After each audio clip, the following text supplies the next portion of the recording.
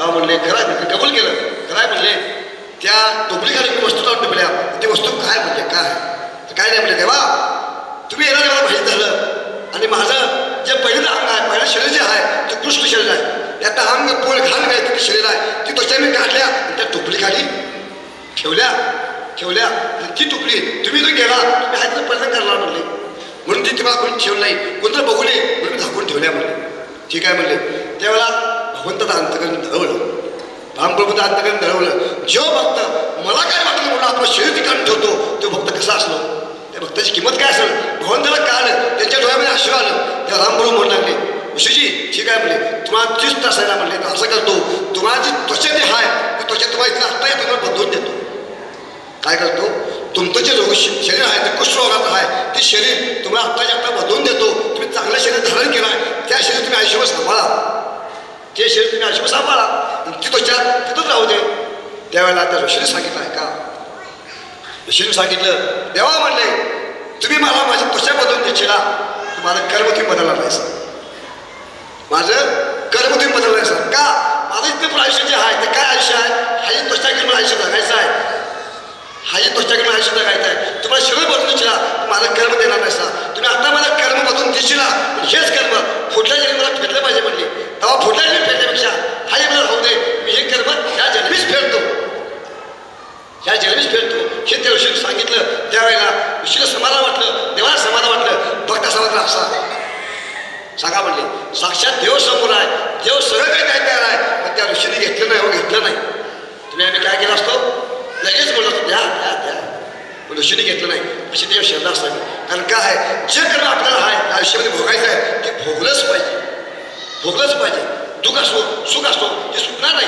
आता सुटले कुठल्या जन्मी भोगणार आहे एक चक्र असतं गोल चक्र त्या चक्राच्या आतमध्ये भगवंतांनी जेव्हा आपल्याला सटवेल जेव्हा लुटून आपल्या खाली पडवते आपल्या त्या चक्रामध्ये आपलं आयुष्य असतं त्या गोल चक्रामध्ये आपलं आयुष्य असतं त्या चक्रामध्ये जे काही सुख आहे दुःख आहे ते आपल्याला भोगलंच पाहिजे त्यात सुटका नाही कारण आता सुटली तर पुढल्या जन्मी आम्हाला ते मिळतंच देवाला चुकलं नाही पुढलं खरं आम्हाला चुकलं म्हणतात हे चुकणार का चुकणार नाही ज्या वेळेला भीष्माने ज्या वेळेला काही सरड्याला काटा मारला सरडा पिकून काय कुंपणावर टाकला तर त्या कुंपण्यात त्यावेळेला सरडा त्या कुंपणावरती पडल्यानंतर त्याच्या अंगभर काटे घुसले आणि त्याच कर्माचं फळ काय भोगावं लागलं भीष्माच्या अंगाला शर पंजरी पडावं लागलं का नाही त्याला चुकलं नाही आम्हाला चुकलं का हो नाही चुकत कर्म चुकत नाही म्हणून जे काय आपलं कर्म आहे ते कर्म आपण भोगलंच पाहिजे कर्म तेव्हा कर्माला सुटका नाही कर्मे दशरथ मेला कर्मे रावण शाय पावला कर्मे श्रीराम वनवासी गेला वियोग घडला सीता देवी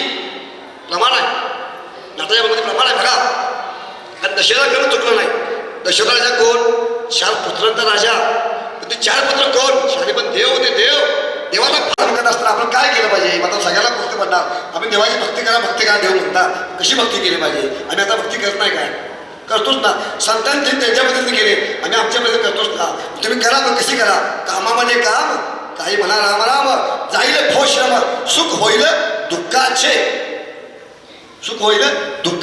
जे तुम्ही काम करताय ते काम करत असताना भगवंताला मुखामध्ये ठेवून काम करत गेला तर तुम्ही जे काम करताय त्या कामात तुम्हाला दुःख होणार नाही कारण भगवंत तुझ्या सतत मुखामध्ये असतो म्हणून तुम्हाला त्या कामात दुःख जाणवलं नाही म्हणून सतत तुम्ही त्या भगवंताचं चिंतन करा त्या मुखामध्ये भगवंताला ठेवा तुमचं काम नक्कीच फलदायक होणार आहे तेव्हा असं झालं जेव्हा आपण काही कर्म करतो त्या प्रत्येकाला आपल्या कर्माला गर्व असतो काय असतो की मी देवाची भक्ती श्रेष्ठ करतो भक्त करतो तशीच भक्ती तशीच श्रेष्ठ हे असं झालं ज्या वेळेला वाली रामायचा अनेक प्रश्न काय वालीला एक असं झालं त्याला त्याच्या ताकदीला गर्व झाला की म्हणले मी ताकदवान आहे ताकदीला गर्व झाल्यानंतर तो एक असं जंगलामध्ये फिरत असताना तो आपल्या हातामध्ये जी गदा होती त्या गदाने झाडे मार झोडपे मार जे काय अनुभव येईल त्या तो मारत जायचा प्रत्येकाला काय करायचा मारायचा मारत जात असताना पुढे एका ठिकाणी हनुमंतराय भगवंताच्या चिंतनामध्ये बसले होते रामप्रभूंचं चिंतन करत बसले होते त्यावेळेला वाली तिथे गेल्यानंतर हनुमंतराने त्याची अवस्था बघितली की तो आता मस्तीत आहे धुंदीत आहे तो झाडं मारतोय लक्ष उंबरतोय प्रत्येकाला हात धरतोय त्यावेळेला हनुमंताने सोचलं नाही तर हनुमंताने सांगितलं हनुमंताने सांगितलं तू आता म्हणजे गप जा, शांत जा, मी माझ्या देवाच्या शांतीत बसतोय, चिंतेमध्ये बसतोय, तू मला आव्हान करू नकोस. तर तेव्हा वाल्याने सांगितलं कोण देव, कुठला देव? म्हणजे ते देवाला तू घेऊन ये. एवढी मस्ती वाल्याला झाली. त्यावेळेला रामपुरपणी त्याला हनुमंताने सांगितलं. तेव्हा म्हणले माझ्या देवाचं नाव घेऊन देवाला बोलण्यापेक्षा मी समोर आहे म्हणले भक्त देवाचा, माझ्या वेळेला विरुद्ध कर, मग देवाचं बघू म्हणले. मग देवाचं बघू. त्यावेळेला असं झालं, वाल्याने हनुमंताचं युद्ध चालू होणार होतं. वाल्याने हनुमंताचं युद्ध चालू होतं. तुम्ही आता म्हणशीला हनुमंतराय वाले रामायणातले, पण तुम्ही तुका म्हणे ग्रंथ पहावे पुराणे विचारणे, पुराण वाचा, ग्रंथ वाचताना त्यामध्ये कर, हा दृष्टांत आहे नक्कीच आहे. त्यावेळेला वाली आणि हनुमंताचं युद्ध चालू झालं. पण त्यावेळेला ही गोष्ट कळली कोणाला? ब्रह्मदेवाला. ब्रह्मदेव कोण? वालीचे आजोबा, वालीचे आजोबा ब्रह्मदेवाला गोष्ट कळाली. तेव्हा ब्रह्मदेवाने जाणलं. आता म्हणले हनुमंताच्यावर वालीचं युद्ध आहे, त्या अर्थी हनुमंत वालीचं काय खरं नाही.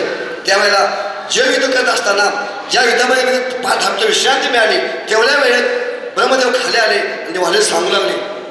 वाली सांगितले तू ज्या माणसावर युद्ध करतोस तो काय साधा समोर नाही. कारण का हनुमंतराय म्हणजे शंकर आहे. शंकर जे आमचा हनुमंतर आहे, मूर्तीमध्ये शंकरू ते घोडाव तुझे स्तंभावले वानरू ते मूर्तीमध्ये स्तंभ करू. हनुमंतराय सहसोट नाही म्हणले तुम्ही ते युद्ध करू नका. तर तो म्हणला नाही, मी आता युद्धात स्वीकार केले, माझी हार मागणे मी मागे घेणार नाही, मी युद्ध करणारच आहे म्हणजे मागे घेणार नाही. त्यावेळेला शिव आता काय ऐकत नाही म्हणले. आता काय केलं पाहिजे? शिव तर ऐकत नाही, समोर हनुमंताला सांगितलं पाहिजे. शेवटी हनुमंताला गेले, हनुमंताला सांगू लागले हनुमंता तुम्ही असं करा, तुम्ही आता जे युद्ध करताय ते युद्ध करत असताना तुम्ही तुमचं संपूर्ण बळ वापरू नका. काय करू नका? तुमचं संपूर्ण बळ वापरू नका, फक्त तुमच्या बळातलं 4थाही बळ वापरा. किती वापरा? 4थाही बळ. म्हणजे हनुमंताला किती बळ असं बघा. फक्त 4थाही बळ वापरलं आणि त्या वालीचा युद्ध संहार केला, त्याला युद्धामध्ये हरवलं. मग असे हनुमंतराय 4 युद्ध असताना त्या 4थ्या भागात ते हनुमंतराय वाचवतात. मग तुम्ही आम्ही किती सांगावं, तुम्ही आम्हाला किती गर्व यावा. तेव्हा ह्या भक्तीमध्ये या कर्मामध्ये आपला कुठला गर्व नसावा. मी मोठा. तुम्ही जो पण या धर्तीवर आहे तो पण या धर्तीचे नोकर आहे. तुम्ही आम्ही कोण आहे? नोकर आहे. तू जगाचा मालक आहे. चालेल शरीर कोणाचे सत्ते, कोण बोलवित हले म्हणून झाडाला पान ते सत्तेशिवाय हलत नाही. तुम्ही आम्ही काय म्हणावं? सगळं माझं सगळे तकून जायचं, माझं नव्हे, सगळं भगवंताचं आहे. भगवंताची देण आहे, फक्त आम्ही सांभाळलं काय आहे? तिथे नोकर आहे. जोपर्यंत ते आम्हाला चांगलं ठेवणार आहे, आपल्याला जोपर्यंत आपली बुद्धी चांगली आहे, आपलं मन चांगलं आहे, तोपर्यंत ते सांभाळल्या गोष्टी आपल्याला ठेवणार आहे. ज्या दिवशी आमची बुद्धी पाळेल, आपलं कर्म संपल, त्या दिवशी आपल्याला इथून निघून जायचं. कवा कुणाला कुठल्या डब्यातून घालायचं ते त्या भगताला माहीत आहे, ते जगाच्या मालकाला माहीत आहे. तेव्हा कोणीही भक्ती करत असताना कर्म करत असताना असं कर्म करा की जेणेकरून तुमचं कर्म नाही काय चांगलं होऊ दे. एखाद्या माणसाचं तुमच्याकडे नाही चांगलं होऊ दे, पण त्याचा वाईट कुठे चिंतू नका. वाईट किमान चिंतू नका. नाही तुमच्याकडे चांगलं होऊ दे, ठीक आहे, तुम्ही नाही त्याचं कर्म तो करू दे, पण त्या माणसाचं तुमच्याकडे वाईट काय होऊ दे एवढं मग तुम्ही दक्षता घ्या. एवढं मग तुम्ही कर्म करा. जेच कर्म भगवंताला प्रिय आहे, तेव्हा हे कर्म करत असताना तुम्ही फक्त भगवंताच्या मुखामध्ये नाम घ्या. भगवंताचं नाम घेत असताना असं काही नाम घ्या की त्या नामापाठी मग तुमच्या मनामध्ये काही विषय असावं की भगवंताला मी भक्ती करतोय, भगवंताला द्यावं. सांगितलं मग अशी तुम्ही भगवंताला अशी काय भक्ती करा की तुम्हाला भगवंताला दिलं पाहिजे, भगवंताने घे म्हटलं पाहिजे, दिलं पाहिजे, अशी भक्ती करा. एकदा असं झालं, एका तळ्याकाठी तुम्हाला सांगितले मागे दृष्टांत तुला बोलतो. एका तळ्याकाठी एक गुरु शिष्य भेटत होते. गुरु आणि शिष्य फिरत होते. त्यावेळेला त्या गुरुनं त्या शिष्याला त्या गुरुला एक बाहेर त्याची अशी गोष्ट चर्चा चालू होती की भगवंत कसा भजावा. त्यावेळेला त्या शिष्यानं त्या गुरुला विचारलं, गुरुजी तुम्ही सांगताय म्हणजे आम्हाला देवाला भजावं, देवाला मुखामध्ये ठेवायचं, आम्ही ठेवत नाही काय? ठेवतोय म्हणले.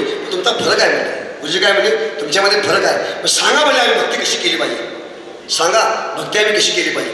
त्यावेळेला त्या गुरुजींनी एक उदाहरण दिलं. ज्या तळ्याकडे फिरत होते त्याच तळ्यामध्ये एक बदक आणि कमळ होतं. काय होतं? कमळ आणि बदक होतं. त्यावेळेला त्या गुरुजींनी एक दृष्टांत सांगितला. हे बघ म्हणले, त्या तळ्यामध्ये एक पाणी आहे, त्या पाण्यामध्ये काय आहे? बदक बी आहे आणि कमळ बी आहे. हे बघ म्हणले, जो पण त्या तळ्यामध्ये पाणी आहे तो पण ते बदक त्या पाण्यामध्ये थांबणार. ज्या दिवशी त्या तळ्याचं पाणी संपल त्याचं थांबल काय ते ओढून निघून जाणार. पण ते ज्या दुसरं जे कमळ आहे ते कमळ असं काय राहणार, ते पाणी गेलं सुटलं चिखल झालं तिथं ते सुकून मरेल पण तिथं ते हलणार नाही. जसं तुम्ही त्या भगवंतावर आपला देव करून राहणार ते वेळी जेव्हा सुख नाही तुम्ही त्या भगवंतावर अशी श्रद्धा ठेवा की भगवंत आम्हाला सुख देऊ दे दुःख देऊ दे काही देऊ दे पण त्या श्रद्धा अशी ठेवा की जो काय करेल ते भगवंत करा. श्रद्धा निश्चित ठेवा, श्रद्धा धूर ठेवा. हा झाला आपला कर्माचा दृष्टांत, कर्माचा भाग. तर आज एकादशी ज्ञानेश्वर पारायण चालू आहे. थोडं ज्ञानेश्वरवरती बोलतो. असं झालं एकनाथ महाराजांच्या काळामध्ये त्यावेळेला एक साधनपर ऋषी होते. साधू रंग हा ऋषीचं नाव आहे. तुम्ही एका पुराणामध्ये बघा साधुरंग एका ऋषीचं नाव आहे. तो ऋषी असा होता की त्याला वाटायचं जसं प्रल्हादाचे पिता त्याला वाटायचं की माझंच नाव घ्यावं माझ्या मुलाचं माझं नाव घ्यायचं. तसं प्रल्हाद पिता वाटायचं. तसा हा ऋषी असा होता की हा वाटायचं की ह्या जगात जी एक नगरी होती त्या नगरीतल्या लोकांनी सगळ्यांनी असं काय केलं पाहिजे की फक्त माझंच नाव घेतलं पाहिजे, देवाचं नाव नाही घेतलं पाहिजे, फक्त माझं नाव घेतलं पाहिजे असं वर्ष वाटायचं. तेव्हा असं झालं त्याच काळामध्ये एकनाथ बाबा होते, नाथबाबा होते त्यावेळा होते. त्यावेळेला असं झालं एक वेळा नाथबाबांनी ज्ञानेश्वरीचं पारायण ठेवलं.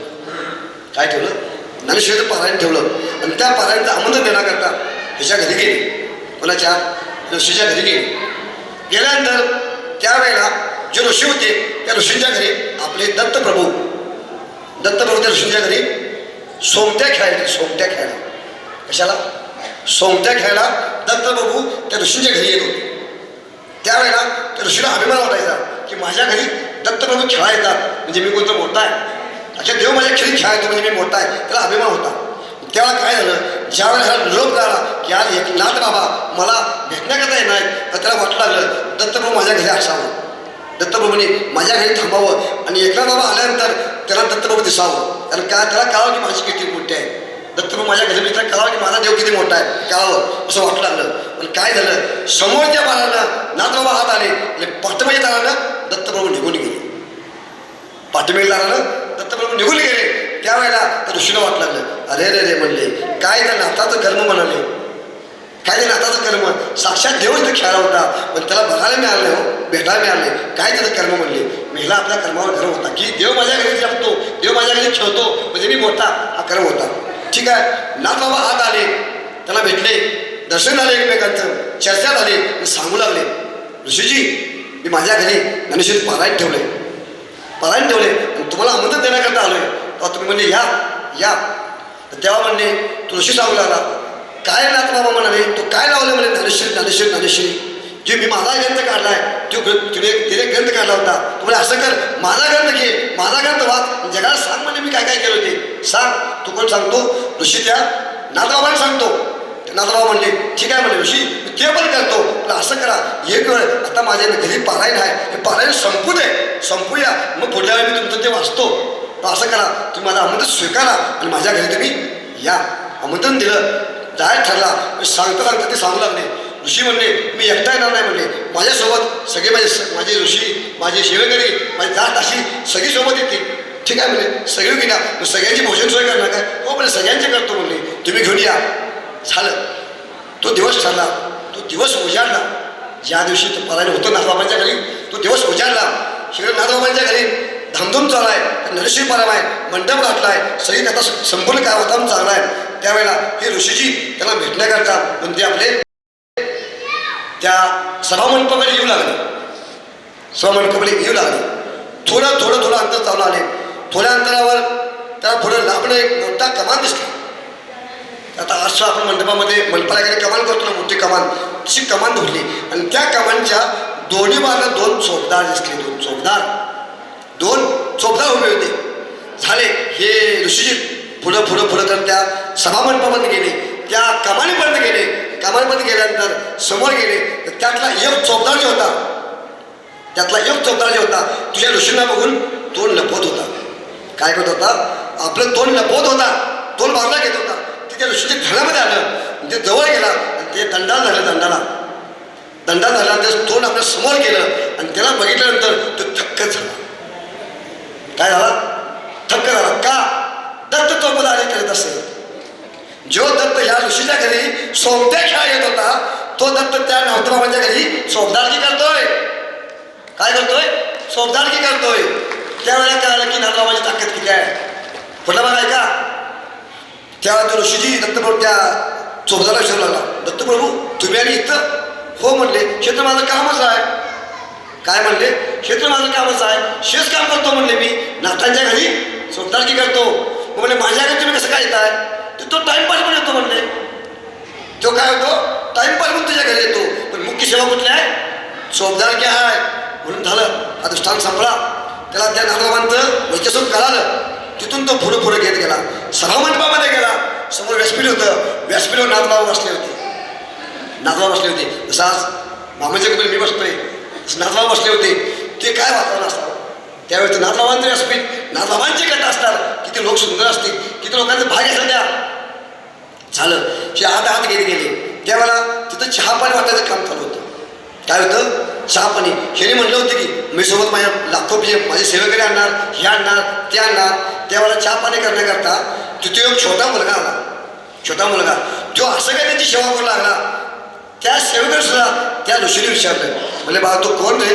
कोण? तर त्यावेळेला नाथबाबांच्या घरी 36 वर्ष सेवा करणारे श्रीखंड्या तो मुलगा होता.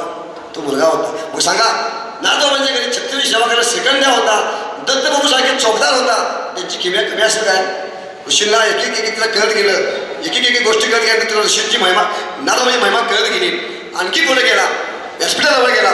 नाथबाबांचं दर्शन घेतलं. समोर असं जसे आपला बापू बसला, समोर त्या ऐकण्याकरता बसला. ऐकण्याकरता बसल्यानंतर कथा चालू झाली. ज्ञानेश्वरी चालू झाली.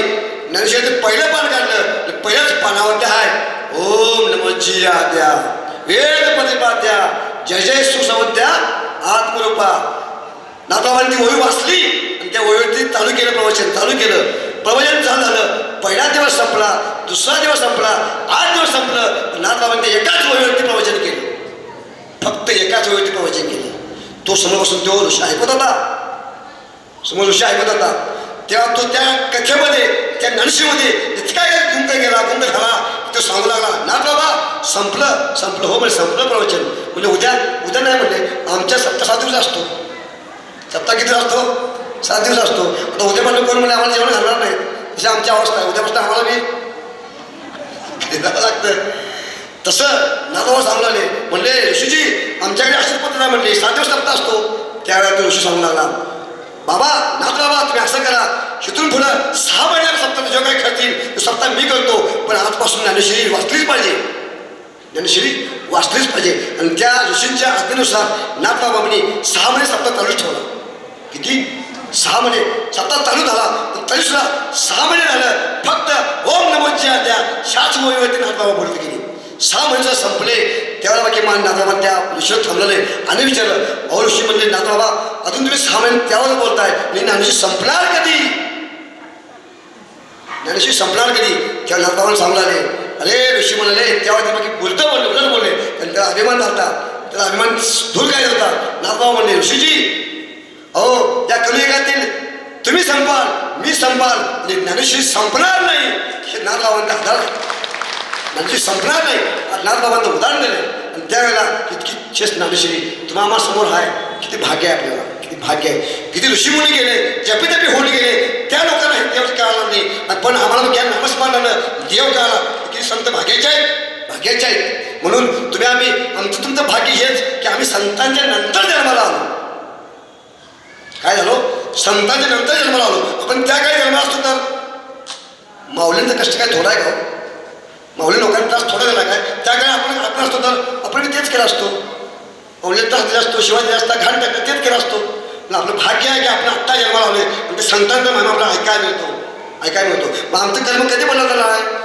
संत काय म्हणतात, आपलं कर्म कधी बदलत आहे? तर हेच ऐकलं पाहिजे. संतांचं चरित्र ऐकलं पाहिजे, देवाचं चरित्र ऐकलं पाहिजे. म्हणून आत्ता सुद्धा ज्ञानेश्वर प्रवचनकारांनी, कीर्तनकारांनी हेच सांगावं. सासूने गोष्टी सांगू नये, सांगू नये. मला मोठा त्याग नाही, पण सांगू नये. प्रत्येकाने हेच सांगितलं पाहिजे. देव काय, संत काय हे सांगितलं पाहिजे. संत महिमा सांगितलं पाहिजे, देव महिमा सांगितलं पाहिजे. तर लोकांना कळणार आहे. देव कळू द्या, लोकांना संत कळू द्या, तर त्यांची भक्ती वाढणार आहे. सासूसून सांगितलं ना काही कळणार नाही. सासू काय तुमच्यात तेच आहे, आमच्यात तेच आहे. तेच आहे, ते काय सांगायचं त्यापेक्षा हे सांगा जेणेकरून जगाला पटलं पाहिजे देव काय संत काय कळले पाहिजे. सांगा देवाला, सांगा जगाला ओळखून की देव काय संत काय सांगा, संतांना महिमा सांगा, देवाचा महिमा सांगा, जेणेकरून हे भक्त जगाला तरुण जातील. असंच एक वेळा महाभारताचा दृष्टांत आहे.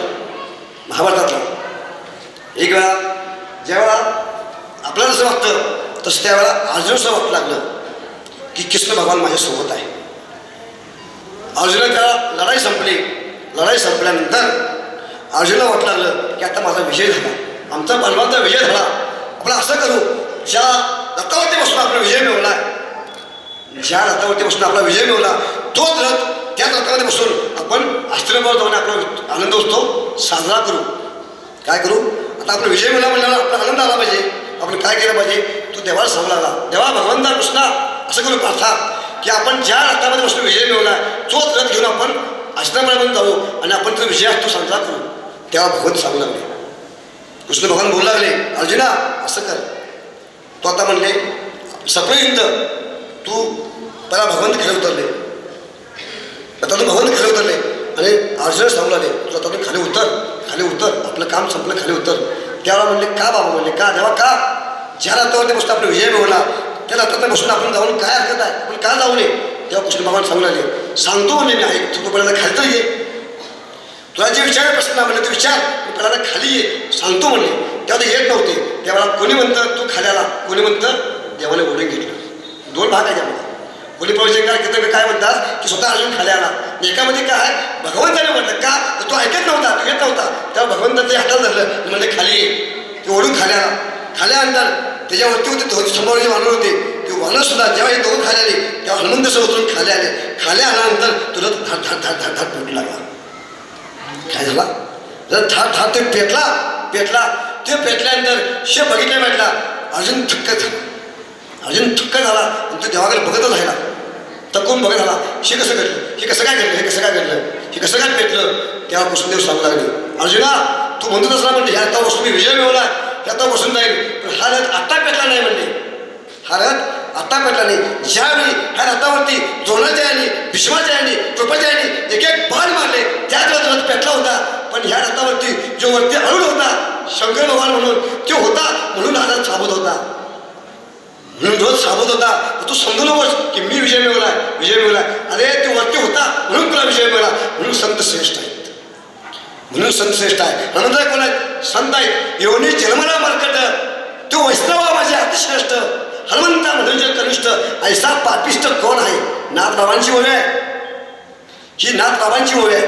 योनी जन्मला मरकट तो वैष्णव माझे अतिश्रेष्ठ, हनुमंता म्हणे जो कनिष्ठ, ऐसा पापिष्ट कोण आहे. नाथबाबा म्हणतात हनुमंताला जो या वैष्णव कमी समजतो असा पापी कोण आहे. म्हणून तुम्ही हनुमंताला कमी समजू नका, तो वैष्णवामध्ये अतिश्रेष्ठ आहे.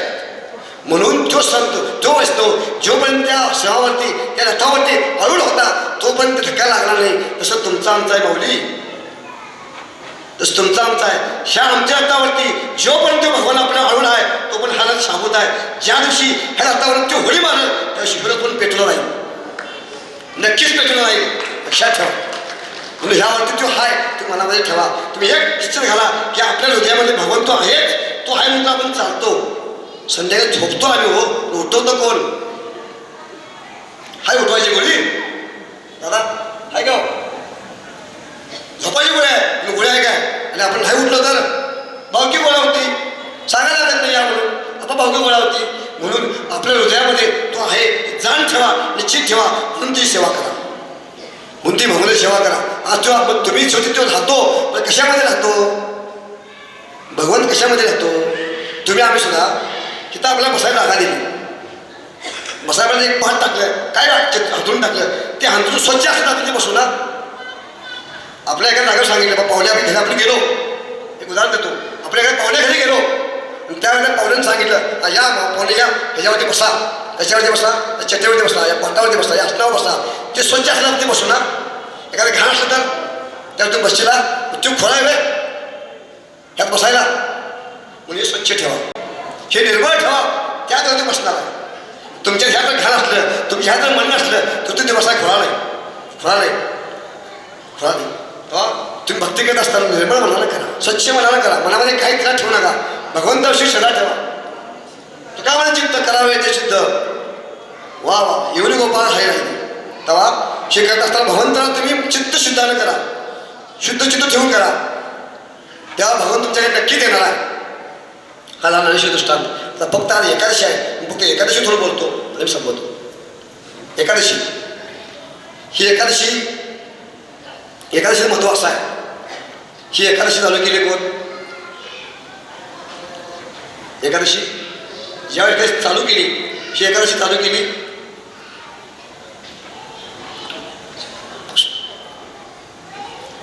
ठीक आहे, पुढे बोलतो. एकादशी चालू करणारे ऋषी आहेत, ते गुरु आहेत, त्यांनी ही एकादशी चालू केली. चालू केल्यानंतर त्याला त्या पत्नी आहेत, एक दिव्यावती, एक अधर्व धर्म आणि दुराचारी. त्याला एक मुलगा आणि ही 2 नवरा बायको. ह्या दोघांनी एकादशीवर चालू केलं. त्या राज्यामध्ये असं काही नेम होता की त्या राज्यामध्ये जो कोणी एकादशी करल, जसं आपल्याला आता 6 वर्षे पूर्ण झाली, जो दारिद्र्यशीकडे आहे त्या धान्य मिळतं, त्याला 5 फुले मिळतो. तसं त्यावेळेला त्या काळी जो कोणी एकादशी करेल त्याला सगळं त्या राज्यातलं मोफत होतं. अशी ती एकादशी होती. रुक्मान राजा धर्मांध मुलगा पद्मावती राणी. रुक्मान राजाची ही कथा रुक्मान राजाने चालू केलं. राजाचं नाव रुक्मान राजा, मुलाचं नाव धर्मांध राजा आणि पत्नीचं नाव पद्मावती. अशी 3. हे त्या राज्यामध्ये एक नेम होता. फक्त वयोवृद्ध बायकांना आणि लहान मुलांना ते वजन होतं की त्यांनी उपवास नाही केला चालेल, पण बाकी सर्व लोकांनी एकादशी उपवास करावा. हे उपवासाचे व्रत त्या राज्यामध्ये इतकं मोठं झालं की त्या राज्यातली लोकांचे मरण कमी झालं. काय झालं? लोकांचं मरण कमी झालं. कशामुळं? ह्या एकादशी व्रतामुळं. शीत बातमी यमदेवाने ब्रह्मदेवाला सांगितली. यमाने काय केलं? ब्रह्माला सांगितले. ब्रह्मदेव असं आहे म्हणले, ह्या सृष्टीमध्ये सगळ्या राज्यातून सगळं प्रत्येक वेळा म्हणजे प्रेत येतात. काय येतात? मरण माणसं म्हणल्यानंतर जे प्रेत येतं, पण या रुक्मान राजाच्या नगरीमधून थोडीफार लोक येतात म्हणले. काय येतात? क्वचित लोक येतात, थोडीफार लोक येतात, जास्त लोक मरत नाहीत. ते काय ते बघा, काय करणार बघा. तेव्हा ब्रह्मदेवाने सांगितलं, ठीक आहे म्हणले, मी असं करतो. तिने एक मायावी स्त्री निर्माण केली, एक बाई निर्माण केली. काय केली? एक मायावी बाई निर्माण केली. त्या बाईला सांगितलं, तू खाली कलियुग धर्तीमध्ये जा आणि ज्या ठिकाणी रुक्मान राजाचं राज्य आहे त्या नगरीमध्ये जा आणि तू काय केलं पाहिजे? फक्त एकच करायचं की त्या रुक्मान राजाची एकादशी मोडली पाहिजे. काय केलं पाहिजेस? एकादशी मोडली पाहिजेस एवढं सांगितलं. आणि त्या मायावी स्त्रीला काम सांगितलं तर ती खाली धर्तीवरती गेली. त्याच वेळेला शिवले रुक्मान राजा थोडे वयोवृद्ध झाले, थोडे माझे वय असतील, आणि तेव्हा त्याला वाटलं की आता आपला मुलगा धर्मांध राजा थोडा मोठा झालाय, त्याच्याला आपण राज्यकारभार देऊ ना, आपण थोडंफार विश्रांती करता बाहेर हिमालयामध्ये जाऊ. कुठे जाऊ?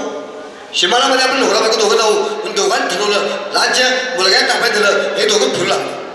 फिरत असताना ज्या ठिकाणी हिमालयामध्ये ही दोघं फिरत होती त्या ठिकाणी नेमकी ती मायावी स्त्री आली. काय झालं? त्या ठिकाणी नक्की ती मायावी स्त्री आली आणि तिला काय पाहिजे होतं? फक्त या रुक्मान राजाला आपल्या जळामध्ये ओढून घ्यायचं आणि त्याच्याकडून ती एकादशी मोडायची. हेच तिला काम ब्रह्मदेवाने सांगितलं होतं. शेवटी ते झालं. त्या नगरीमध्ये फिरत असताना, त्या अरण्यामध्ये फिरत असताना समोरासमोर त्या दोघांची भेट झाली. कुणाची? त्या मायावी स्त्रीची आणि त्या रुक्मान राजाची. ती स्त्री इतकी सुंदर होती की त्या तिचं रूप बघून ह्या रुक्मान राजाला आपला मोह आवडता आला नाही आणि त्या मायावी स्त्रीला तिने मागेच घातली. काय केलं? तिने मागेच घातली की सुंदर आहे, मला तुझ्यावर लग्न करायचं, मला तुझ्यावर लग्न करायचं. की त्या रुक्मान राजानं त्या सुंदर स्त्रीला मागणी घातली. शेवटी त्या बाईला तेच पाहिजे होतं. तिला मी तेच काम होतं, तिला मी तेच पाहिजे होतं. आता मला आणायचे बकरा आले, बरं करू. तिला तेच पाहिजे होतं. ठीक आहे म्हणले, करू की म्हणले. पण तुमची सोबत तुमची पत्नी आहे की म्हणले. तर त्यावेळेला ती पत्नी ती पतिव्रता होती. ती सांगू लागली, पती म्हणली, जे सुख तुमच्या सुखामध्ये तुम्हाला ज्या गोष्टीमध्ये सुख आहे, तुम्हाला ज्या गोष्टीमध्ये सुख आहे त्यामध्ये मी समाधान आहे म्हणले. तुमची इच्छा असेल लग्न करा म्हणले, करा. आजकाल बायका म्हणल्या असते का? आजकालच्या बायका म्हणल्या असत्या काय? पण नाही. आणि त्यावेळेला त्या बायकांचा त्या आपल्या नवऱ्यामध्ये विश्वास होता. म्हणून ते म्हणले, ठीक आहे म्हणले, ज्या गोष्टीमध्ये तुमचं सुख आहे ते तुम्ही अवश्य करा म्हणलं, अवश्य करा. झालं. आता म्हणले तिला ते पाहिजे मिळालं, ते सांगू लागले, आता आपण लग्न करू म्हणले. पण इथं नाही म्हणले, काय इथं कोण आहे म्हणले, तुम्ही दोघांनी मी एक तिघच आहे, जगाला करणार कसं? मी तुम्ही पती पत्नी येते तेव्हा असं करू, तुम्ही ज्या राज्यात आलाय त्या राज्यामध्ये आपण जाऊ, त्या राज्यामध्ये जाऊ, तिथं आपण लग्न करू. ठीक आहे म्हणजे तसं करू. झालं ते थोडेफार तिघे म्हणून फिरले, त्यांचा विश्रांती वेळ संपला आणि आता म्हणजे आपण राजाकडे निघू. त्यावेळेला त्याला राजाकडे निघत असताना प्रधानाकरवी त्याच्या मुलग्याला कळलं की आपले बाबा आता सुट्टी संपून म्हणजे विश्रांती घेऊन आपल्या राजाकडे परत येतात. त्यावेळेला आपल्या इशी बाहेर राज्याच्या बाहेर तिने आपला लवाल माला आणला, सेवेकडे आणले, वाईजवळ आणले, स्वागता करता आले. त्यावेळेला येत असताना समोर दृश्य बघून तो पुन्हा थक्क झाला. का जाताना म्हणजे आई बाबा दोघं घेते, येताना बाकी आता ही तिसरी कोण आहे, शिलावी थक्क झाला येऊ रुक्मांद राजा. पण शेवटी तो पण पुत्र झाले, तो पती पितृपत्नी, तो मुलगा पण पितृपत्नी बसला. त्याला ठीक आहे म्हणजे समोर गेला. त्यावेळेला तो बाबाला विचारला, बाबा म्हणले ही कोण आहे, ही सुंदरी कोण आहे. तो सांगू लागला. अबक म्हणले ही सुंदरी आहे, मला याशी लग्न करायचं आहे, याशी लग्न करायचं आहे म्हणून आम्ही राज्यामध्ये आलोय म्हणलो. तुझी काय अडचण. तो पण तो पितृपत्नी मुलगा तो पण सांगू लागला, ज्यामध्ये तुमचं सुख आहे तुम्ही पण करा. झालं तिघांना माझं हात आणलं, नगरीमध्ये आणलं, नगरी सजवली गेली, नगरी दौंडी दिली की उद्या ह्या दोघांचं लग्न आहे. सगळ्यांनी लग्नाला यावं, तुम्ही पण यावं काय, सगळ्यांनी लग्नाला यावं, सगळ्यांना आमंत्रण दिलं गेलं, सगळी लग्नाला आली. त्या दोघांचं लग्न झाल्यानंतर एक वेळ असं झालं, लग्न झाल्यानंतर थोडेफार दिवस गेले आणि एक दिवशी नेमकी बरोबर एकादशी आली. काय झाली, एकादशी झाली. आल्यानंतर नित्यनेमाप्रमाणे ही ऋषी रुक्मांद राजा आपल्या देवघरामध्ये गेले, देवाची पूजा करतात. पूजा करत असताना जेव्हा त्यांनी पूजापाठ केला, आपला नित्यनेम केला, ते नेम झाल्यानंतर ते बरोबर विनम करून बाहेर येणार. तेव्हा बरोबर ती उमल्यावरती स्त्री उभारली होती. ती सांगू लागली, म्हणजे तुम्ही काय केला. तर म्हणजे आज एकादशी आहे, मी आज पूजा करतोय म्हणजे भगवंताचा आराधना करतोय, जेव्हा नित्यनेम आहे तुम्ही करतोय म्हणलं, ते तुम्ही केलं म्हणले. त्यामुळे असं करा म्हणले, आजपासून तुम्ही ही पूजा करायची नाही, तुम्ही आजपासून एकादशी करायची नाही, तुम्ही एकादशी मोडली पाहिजे. शेष शब्द ऐकल्याबरोबर रुक्मांद राजाचं अंग शांत झालं. कारण आजपर्यंत जे काही सामर्थ्य, जे काही ऐश्वर्य, जी काही किमया केली होती ती फक्त एकादशीच्या व्रतामध्ये मिळत होती. आज ही बाई मला तेच सांगते की ऐकल्यानंतर तो थक्क झाला, त्याचं मन काय झालं आणि तो अश्रू हटू लागला. हे दोघांचं बोलला असताना बरोबर नेमकं त्यावेळेस त्यांची पत्नी येते. काय ती पत्नी येते, तिथं ते ऐकत होती.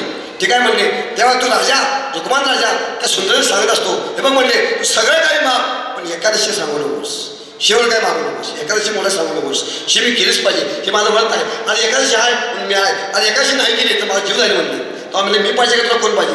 ठीक आहे म्हणले, असं करा तुम्ही एकादशी करताना म्हणला दुसरं मागणं मागतो म्हणजे दुसरं हे करा. आज तुमचा मुलगा जो आहे तुमचं एक तर एकादशी सोडा किंवा तुमचा मुलगा एका रुक्मात येईल, तुमचा जो धर्माचा मुलगा जो आहे त्या मुलग्याच्या तुम्ही मुलगा कापून द्या. असं काय मागितलं, तुम्ही एक तर एकादशी सोडा किंवा तुमच्या एकुलत्या एका मुलाचं शेर कापून मला द्या. दोन हात ठेवल्या. तर त्या बापाला काय करावं, एक तर धर्म सांभाळावा काय कुटुंब सांभाळावं, अडचणीत पडला. शेवटी तो भक्त होता, निश्चिम भक्त होता. ठीक आहे म्हणले, तुला ते मान्य नाही म्हणले. तो पण नेमकं बरोबर तीच गोष्ट तो मुलगा सुद्धा ऐकत होता. त्यांनी ती गोष्ट ऐकली, त्या मुलानं ऐकली, त्याच्या आईने ऐकली. दोघं पण समोर आले. बाबा तुम्ही असं करा म्हणले, ती जी तुम्हाला त्या सुंदरीने हात घातल्या ती तुम्ही हात मान्य करा आणि मी तयार म्हणले मालून घ्यायला. तुम्ही मला मुंडकं उडवा म्हणले. त्यावेळेला रुक्मांद राजा तो शेवटी लाचार झाला, त्याला काय करता येणार, कारण एक तर हे वचन दिलंय की दोन्ही बाकी केलं पाहिजे. तेव्हा त्याने काय केलं, आपल्या देवघरात गेला. त्यावेळेला राजांची जी तलवार जी हाताची असतं त्यातलं हत्यार घेतलं, उचलून ते पुढं आला. देवघरासमोर नेमकं बाबा देवाला सांगू लागला, म्हणजे डोळ्यात अश्रू लागले. म्हणजे आज मुलगा मारतोय, आज एकादशी आहे, आज एकादशी करता देवा करता मी मुलगा मारतोय म्हणून ते मनामध्ये अंत करणार फक्त एक भावना आली, भगवंता तुझं काम तो करून घे.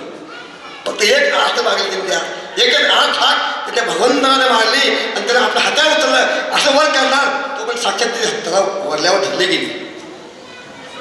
असं मारण्याकरता तो खाली करणार, त्या देवाबरोबर नेमकं तो हात वरल्यावर धरला गेला. कोण धरला हो, जगाच्या मालकानं धरला. त्यालाही माहीत आहे आज या भक्तांना एकाच मोडला तर माझ्या मसाठी मुलग्याला मारला तर माझं पवित्र काय राहणार, माझी एकाची कोण करणार. म्हणून त्या भगवंतानं साक्षात तिथं प्रगट झाला, सांगू लागला ही स्त्री दुसरी कोण नव्हतं, आम्ही तयार केलेली मायावी स्त्री आहे आणि तुला आम्हाला हे बघायचं येतं, तुझे वचन बघायचं येतं म्हणून आम्ही आज ही परीक्षा घेतली. आणि त्या परीक्षेमध्ये तू पास झालास.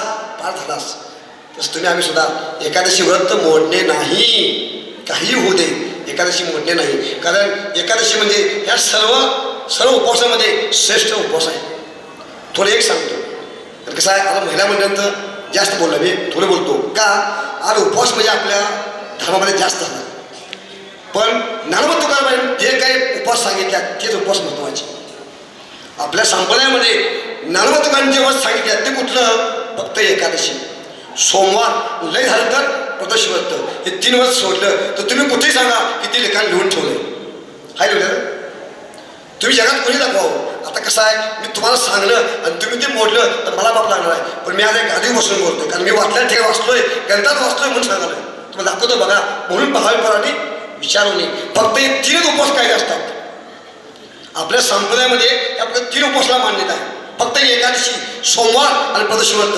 ह्या व्यतिरिक्त कुठले उपवास केला तर ते भगवंताला मान्य नाहीतच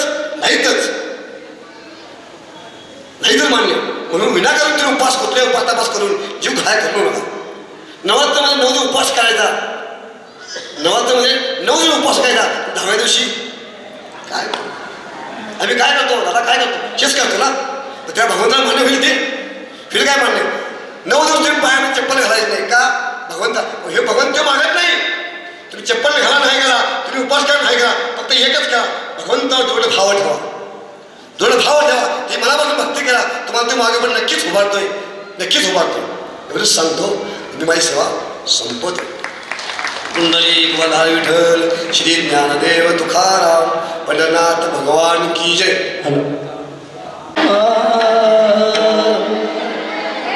हे बघा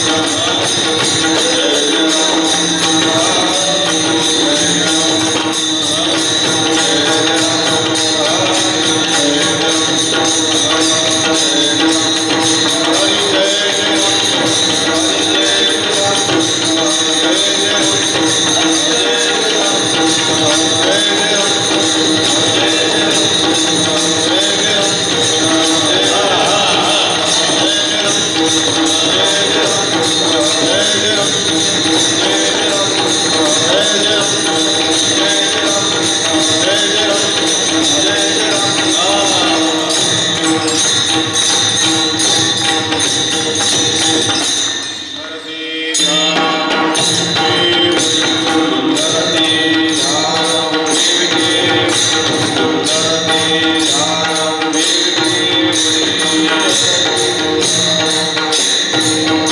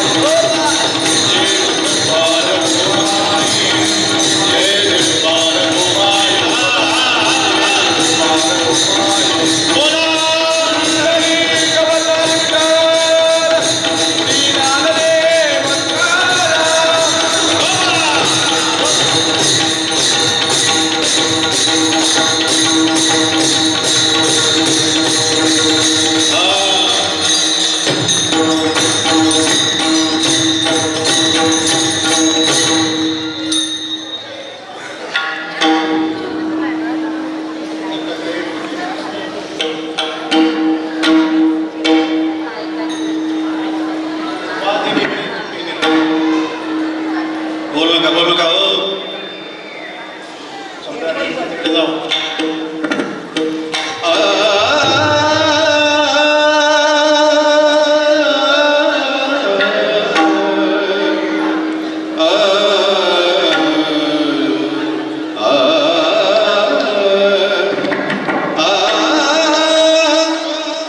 Upani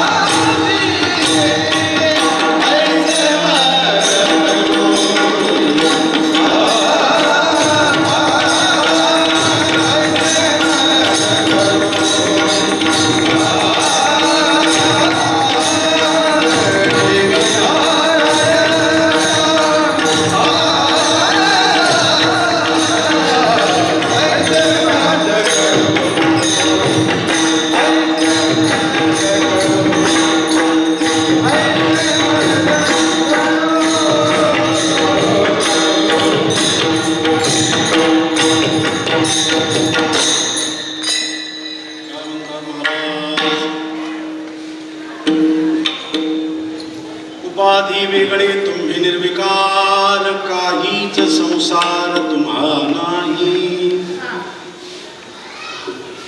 ऐसे मज करुणे ठेवा नारायणा, समूळ वासना नुरवा, निसंग तुम्हासी राहणे एकट, नाही कटकट साहू येत,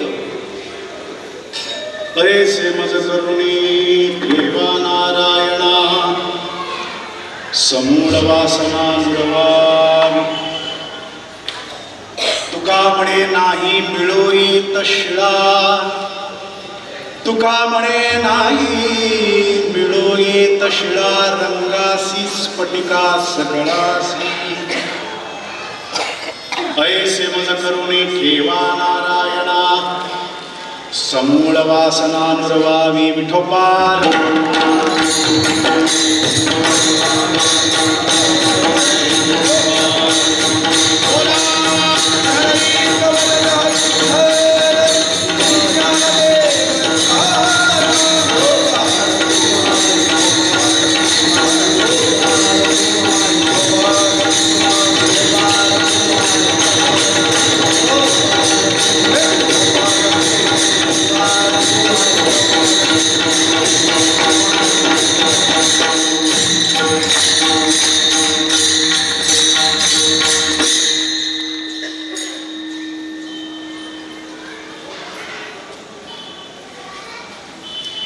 संत श्रेष्ठ जगद्गुरु जगद्वंद्य विश्ववंद्य विश्ववंदनीय श्रीमंत श्री जगद्गुरु तुकोबाराय प्रस्तुत आज या ठिकाणी कीर्तनरूपी सेवेकरता निवडलेल्या अभंगाच्या माध्यमातून आपला आराध्य दैवत श्री पांडुरंग परमात्मा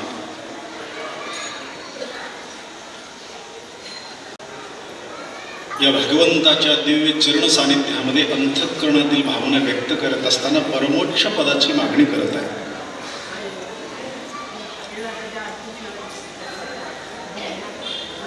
सेवेला प्रारंभ करत असताना संत सद्गुरू बाळूमामांच्या या दिव्य दरबारामध्ये चालू असणारा हा अखंड हरिनाम सोहळा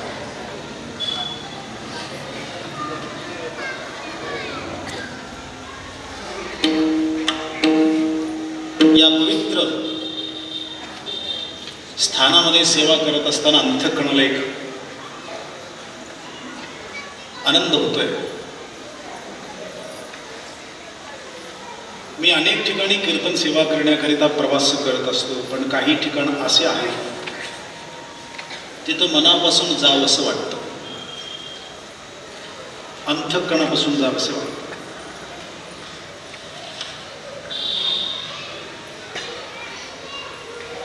मी लोकप्रियतेला बळी न पडणारा माणूस आहे. मला मुळात त्या गोष्टी आवडत नाही. पारमार्थिक क्षेत्रामध्ये जेवढी तुम्ही उपाधी वाढवाल तेवढं तुम्ही पारमार्थापासून वंचित राहाल, हे लक्षात असो.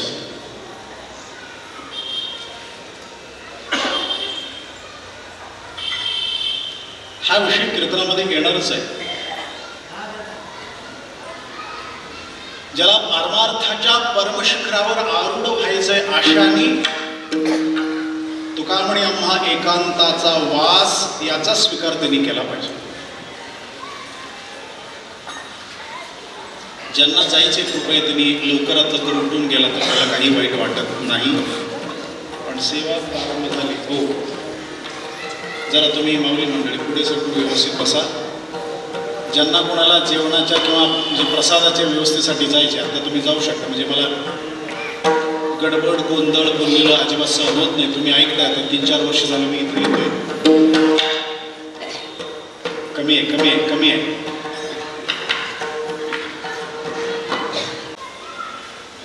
तुम्हाला एक विनंती आहे. खूप सुंदर मंडप आहे, बाळूमामांचा दरबार आहे. बाळूमामांच्या सानिध्यामध्ये आपण कीर्तन ऐकत असताना एकाग्रतेची पालन आपण करावं, एवढीच मी विनंती करत आहे.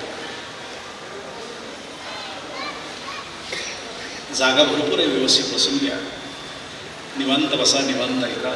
आज एकादशीचा पर्व काळाचा दिवस आहे. त्यातल्या त्यात संत निवृत्ती महाराजांची पुण्यतिथी आहे.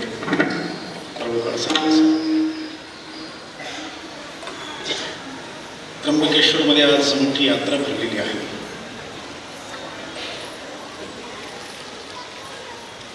आजची सेवा या कार्यक्रमासाठी जागराची सेवा आहे. बरोबर आहे. उद्या या कार्यक्रमाची सांगता होईल. परत या कार्यक्रमाच्या प्रतीक्षेमध्ये आपल्याला कमीत कमी 1 वर्ष काढावं लागेल.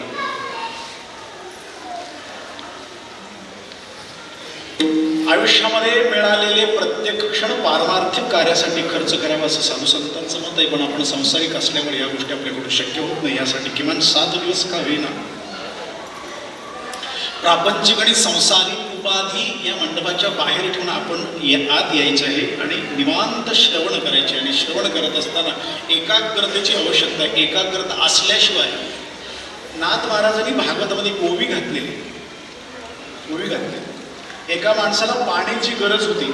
आता पाणी तुम्हाला विहिरीतही मिळेल, नदीतही मिळेल आणि समुद्रातही मिळेल. त्याला वाटलं आपण विहिरीत आणि नदीत जाण्यापेक्षा आपण थेट समुद्र गाठू. पाणी आणण्याकरिता समुद्राला गेला. बरोबर आहे. समुद्र हे अथांग आहे. समुद्र हे अथांग आहे. जरा इकडल्या याला समजू द्या. समुद्र हे अथांग आहे. त्याला वाटलं आपण कमरे इतक्या पाण्यात जावं आणि स्वच्छ सुंदर पाणी आपण भरून घ्यावं म्हणून घागर आतमध्ये बुडवतोय. 5 मिनिटं, 10 मिनिटं, 15 मिनिटं, अर्धा तास, तास झालं तरी घागर भरत नव्हतं. तीरावर उभारलेला, कडेला उभारलेला एक माणूस म्हणतो, तुम्ही अर्धा तास, तास झालं तुम्ही त्या ठिकाणी उभारलेला आहात, नेमकं काय कारण आहे? त्याला सांगितलं, मला पाणी भरून घेतोय. कशामध्ये? घागरीत. अरे अर्धा तास लागतो का पाणी भरायला घागर? 2 मिनिट सुद्धा लागत नाही. अहो नाही, मी अर्धा तास झालोय उभा राहिलेलो आहे, पाणी भरत नाहीये. असं तो जवळ आला आणि त्यानं बघितलं की ना घागरीचं तोंड नेमकं उपाट केला. माझ्या पदरचा एकही शब्द मी बोलला. साक्षेपे निवणी घागरी पालतेने घातले गंगा सागरी जळबिंदू रिगेनांतरी तैशापरी महावाक्य. महाराज बाबा सांगतात, तुम्ही नुसतं बसून चालत नाही, श्रवण करावं लागतं. अंतःकरणाचं तोंड उघडं असावं लागतं. त्यावेळी शब्दरूपी पाणी आतमध्ये जाणार नाही. श्रवण करायचंच असेल, श्रवणी परीक्षिती तरळा भूमती साधा दिवसामुक्ती झाली तयार. आपण 8 दिवस सप्ताह करतो, किंबहुना आपल्याला ही मुक्तीचा मार्ग उघडता यावा. मुक्तीच्या मार्गापर्यंत, मुक्तीच्या दारापर्यंत, मोक्षाच्या सानिध्यापर्यंत आपल्याला जाता यावं, यासाठी हा खटाटोप आहे, हा प्रयत्न आहे. महाराज ही सगळी मंडळी आमची प्रेमातली सगळी इतकी खटाटोप करतात. पत्रिका छापणं, गावोगावी वाटणं, सगळ्यांना निमंत्रण देणं, एकदा सोडून 4 सरळा फोन करणं, महाराज तुम्ही किती वाजता येत आहे, कसं येत आहे, गाडीने येतं का, मोटरसायकलने येतं का, एसटीने येतं, कसं येतं, तुमची सोय मुक्कामला राहते का, परत जाणार, वगैरे वगैरे सगळ्या गोष्टीची तुमच्यासाठी ही लोक सोय करतात. त्यांच्यासाठी नाही. त्यांच्यासाठी करायचं असेल तर आजूबाजूला भरपूर सत्ता होतं, तिथं जाऊन ते स्वतः आनंद घेऊ शकतात. पण आपल्या गावातल्या, आपल्या गल्लीतल्या, आपल्या परिसरातल्या लोकांना या सप्ताहाचा आनंद मिळावा, त्यांच्याही कानावर 4 पारमार्थिक गोष्टी जावेत, यासाठी हा सर्व प्रपंच. मग तुम्ही जर याचा आनंद नाही घेतला, याचा लाभ नाही घेतला, तर याचं काही उपयोग होत नाही. तुम्ही घ्याल एवढी खात्री मला आहे. म्हणून मी सेवेला प्रारंभ करतो. एकादशी असल्यामुळे जागराचं कीर्तन आहे. जागर म्हटल्यानंतर आमचे यादव महाराज या ठिकाणी उपस्थित, त्यांना विचारा किमान 12च्या नंतर जागर संपतो का नाही महाराज? करायचं जागराला सुरुवात होती 12 वाजता. का हो बोरसे महाराज? आम्ही जागराला सुरुवात करायची आणि कीर्तन संपवायचं असं आमचं ठरलंय.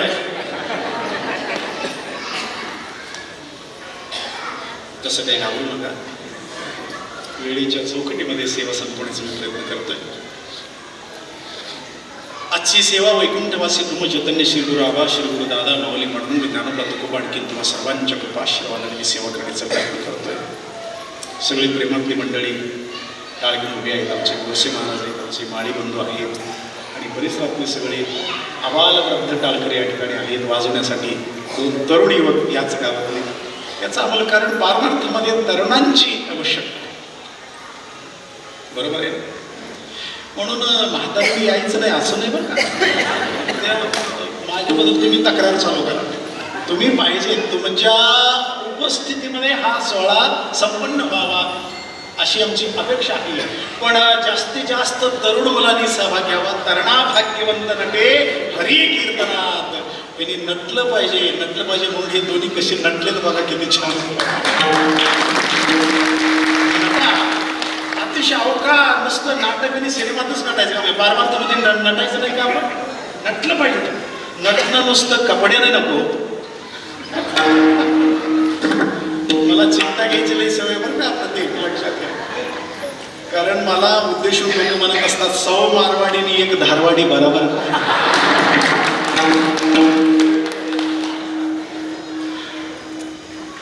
ठीक आहे, प्रेमाचे संबंध आहेत त्यामुळे 2 शब्द जादा बोललो तर काय राग म्हणून घेऊ नका. अतिशय आनंदाने मला वाटतंय काल का परवाची आमच्या सर्वांचं प्रवचन सेवा या ठिकाणी सद्गुरू बाळूमामांच्या सानिध्यामध्ये झालं. खूप आनंद वाटला. कारण कसं आहे, विद्यार्थ्यांची प्रगती गुरुला शोधत असते. गुरु किती मोठा आहे हा त्यांचा वैयक्तिक प्रश्न आहे, पण त्यांचे विद्यार्थी किती मोठे आहेत, ते काय करत आहेत, पारमार्थामध्ये काय साधना करत आहेत, यावरनं त्या गुरुचा मान सन्मान ठरत असतो. मला खूप अशा विद्यार्थ्यांचा अभिमान आहे. अनेक विद्यार्थी माझे कीर्तन करतात, प्रवचन करतात, गायन वादन करतात. त्यातला आपण आमचा सौरभ आहे. आणि संत वाङ्मयामध्ये याचा पुरस्कार देखील केलेले, पुत्राचा विजय पिता सुखावतो. कसं आहे, आजकाल आई वडिलांना ही फार मोठी समस्या आहे. वयात आलेल्या मुलाला बोलून चालत, त्याला उचलून आणावं लागतं घराकडे आई वडिलांना. पण तो आज पारमार्थामध्ये आहे, आमचा प्रतीक असेल, हे वाजवण्यामध्ये सेवा करत आहेत. आनंद आहे. तुमच्यावर कृपा बाळूमामांची आहे. अशी सेवा उत्तर प्रगतीपथावर जाऊ दे. आणि पारमार्थामध्ये अभ्यास करत चला, अनुभव घेत चला, ऐकत चला, ग्रंथ वाचा, वाङ्मय वाचा. एकदा सोडून 10 वेळेला या गोष्टी करत चला. आणि परिपक्व अवस्था जोपर्यंत येत नाही तोपर्यंत आपण आपली जागा सोडायची नाही. आपली अवस्था अशी गोड बनायला पाहिजे. पिकलिया सेंद कडूपणे गेले कैस्या गेली पांडुरंगे. सेंदाड पिकलं. ऐका महाराज, अगोदर ते सेंदाड तुम्ही पाहिलं ना, त्याचा रंग असतो तो हिरवट असतो आणि एकदम कडू असतं. पण जसं पिकं जाईल ना तसं वरच्या कातवीचा रंग बदलतो. वरच्या कातवीचा रंग बदलतो आणि आतमध्ये जे गाभा असतं ना, गाभेची चव बदलत असते. तसं माणसांना पण पिकता यायला पाहिजे, मुरता यायला पाहिजे, मुरलं पाहिजे, अनुभव घेतली पाहिजे, अनुभूती घेतली पाहिजे. पारमार्थामध्ये आपण हळू पुढं सरकत गेलो पाहिजे. या सर्व गोष्टी तुमच्याकडून अपेक्षित आहेत. अशी सेवा करत चला. आणि इथं आल्यानंतर आमच्या माऊली मंडळींची संख्या प्रेक्षणीय, लक्षणीय असते. खरोखर मी तुमचे आभार मानतो. तर मला वाटलं काल का परवा एका व्हॉट्सअप युनिव्हर्सिटीमध्ये मला वाचायला मिळालं की एक पुरुष वारकरी झाला तर तो स्वतःचा कल्याण करून घेईल, स्वतःचा उद्धार करेल, स्वतः भजन करेल. पण एक महिलेनं जर माळ घातली किंवा एक महिला पारमार्थाच्या मार्गी लागली तर 100% एक कुटुंब पारमार्थामध्ये परिवर्तन.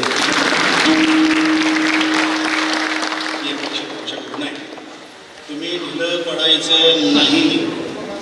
तुमचे काय म्हणू त्यांना, तुमचे हे जर सप्त्यात येत नसतील तर कानाला पकडून आणायचं. चला, नुसतं तुम्ही फोन मारा, कीर्तनला या, का येत नाहीत बघा. तुम्ही येत ना 100%. विनोदाचा भाग हे सोडून द्या. सर्वांच्या उपस्थितीमध्ये मी सेवा या ठिकाणी करणार आहे. शेवटचा दिवस जागराचा दिवस आहे म्हणून मागणीवर प्रकरणाचा मी निवडलेले. मागणी अनेक प्रकारची आहे, अनेक प्रकारची मागणी आहेत. पण या अभंगामध्ये जगद्गुरु तुकोबाराय देवाकडे मागत असताना एका परमोच्च पदाची मागणी करत आहे. हे कितपर्यंत योग्य आहे? आपण प्रारंभी त्या भगवंताची आराधना करून आपल्या कीर्तनाच्या माध्यमातून चिंतन करू. पांडुरंगा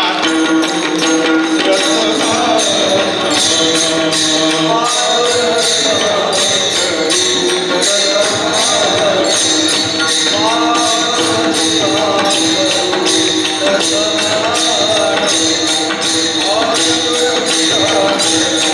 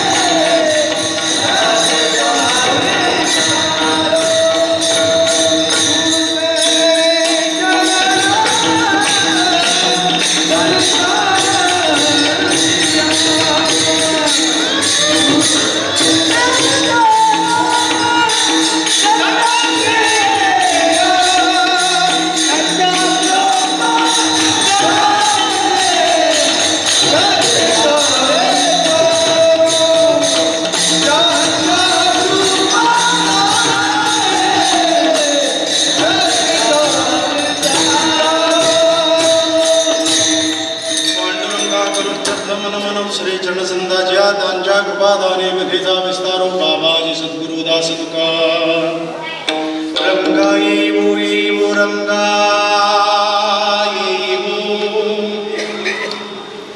विठाई किठाई माझे कृष्णाई कानाई रंगा रंगा सद्गुरु निर्गुणा पार नाही तुमच्या गुणा वसोनी माझ्या रसना हरिगुण वर्णवी हरिगुण विशाल पावन वदवी तू कृपा करून मी तो मूढमतीहीन म्हणून की भाग्यसे मुकन करोति वाचालम पंगुं लंघयते गिरिं यत्कृपातमहं वन्दे परमानन्दमाधवं नमो सद्गुरु तुकया ज्ञानदीपा नमो सद्गुरु सच्चिदानंद रूपा नमो सद्गुरु भक्त कल्याण मूर्ती नमो सद्गुरु भास्करा पूर्ण कीर्ती ज्ञानी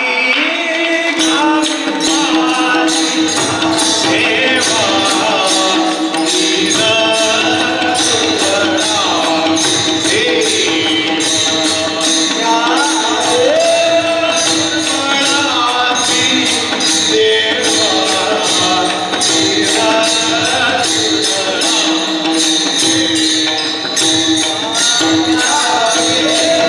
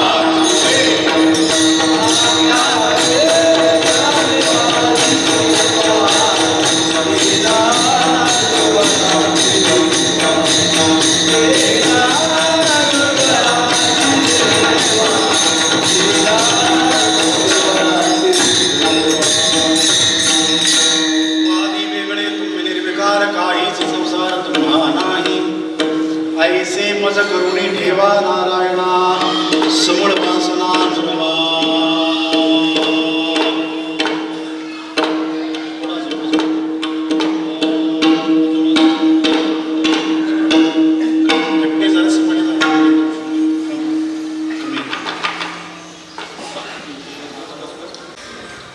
आणि आजच्या कीर्तनचं विशेष म्हणजे यादव परंपरेची धुरा ज्यांच्यावर आहे, समर्थपणे जे चालवत आहेत, संपूर्ण जबाबदारी त्यांच्यावर पडली. हरिभक्तवर्णांचे आत्मीय बंडा महाराज यादव या ठिकाणी उपस्थित आहेत. भानुदास महाराज गेल्यानंतर संपूर्ण त्या फळाची जबाबदारी त्यांच्यावर पडली. आणि त्याचबरोबर आमचे सुतार गुरुजी पण इथं आहेत. वयोवृद्ध असताना देखील तुका म्हणे वृद्ध होती तरुणारे याप्रमाणे ते सेवा करतात. असो, तुम्हा सर्वांच्या साक्षीने मी सेवा करतोय. जे काय असेल त्या गोष्टी मान्य करून घ्या. प्रथमतः अभंगाकडे आपण थोडंसं प्रवेश करायचे. अभंगाचा अर्थ काय होतो यावर आपण थोडंसं चिंतन करू. बाहेर कोण असतील तर कृपया त्या मुलांना जरा शांत बसवा.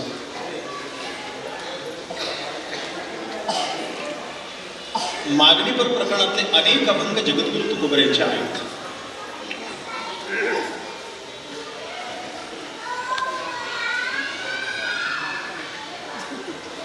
काही अभंगामध्ये जगद्गुरु तुकोबरांनी भगवंताचा विसर पडू नये यासाठी मागणी केली. मला गर्भवास दुःख भोगावा लागला तरी सुद्धा चालेल, पण मला जन्माला यायची आणि तुझी सेवा करायची आहे.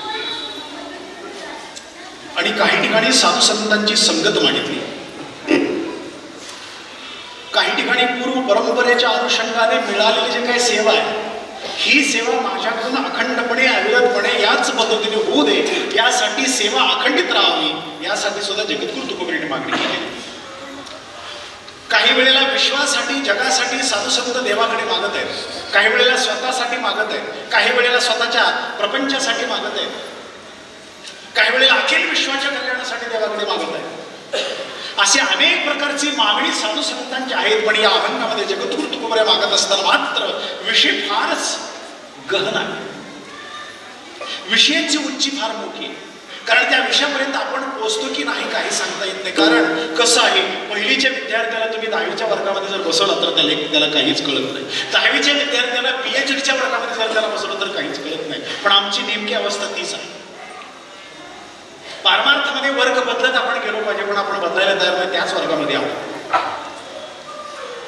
मास्तर बदलले पण वर्ग बदलायला तयार कळलं. तुकोबरांचे मार्मिक शब्द, देवा मला तुझ्यासारखा व्हायचंय. कोणासारखा? देवासारखा तुकोबरांना व्हायचंय. तुझ्यासारखं मला व्हायचंय. मग देवासारखा होण्यासाठी देवाकडेच मागितलं पाहिजे का? हो, देवाकडेच मागितले पाहिजे. प्रार्थना करत असताना जगद्गुरु तुकोबरे म्हणतात, देवा एक तर तू उपाधी राहीस आहेस आणि तू निर्विकार आहेस, आणि तुझी वासना तर सबळ नष्ट झालेली आहे. माणसाला दुःखाला जे कारण आहेत हे 3 गोष्टी. एक उपाधी आहे, आणि 2 विकार आहेत, आणि 3 वासना आहेत. वासना असल्याशिवाय आम्ही तुम्ही जन्माला येऊ शकत नाही. वासनेच्या संगे जन्म घेणे लागे, वासनेच्या संगे त्याची झाली अंगी हरिलो. वासना ही जन्माला येण्यासाठी प्रबळ कारण आहे. कारण या देहाचा त्याग करत असताना अंतःकरणामध्ये ज्या विषयाची चिंतन आपण करत असतो, ज्या विषयाचं चिंतन करत करत करत या देहाचा त्याग आपण करतो, त्याची तत्रूपता म्हणून पुढच्या जन्मामध्ये त्याच योनीत आपल्याला जन्म घ्यावा लागतो. यासाठी जडभरित राजाचं उदाहरण उत्कृष्ट आहे. नुसतं तुम्ही आठवा, मी काय सांगत बसतो. जडभरित राजा संपूर्ण राज्याचा वैभवाचा राजसिंहासनाचा त्याग करून वनामध्ये गेला पारमार्थ साधण्यासाठी. पण पारमार्थ साधना करत असताना साधूची अंतःकरणे दयेनं भरलेलं असतं. साधू ही दयेनं भरलेलं असतं. त्यांच्या अंतःकरणामध्ये कळकळ असते, कळवळ असते. म्हणून एकदा संध्यावंदन करत असताना, सायंकाळचं नदीमध्ये स्नान करत असताना महाराज एका हरणीच्या पाठी वाघ लागला होता.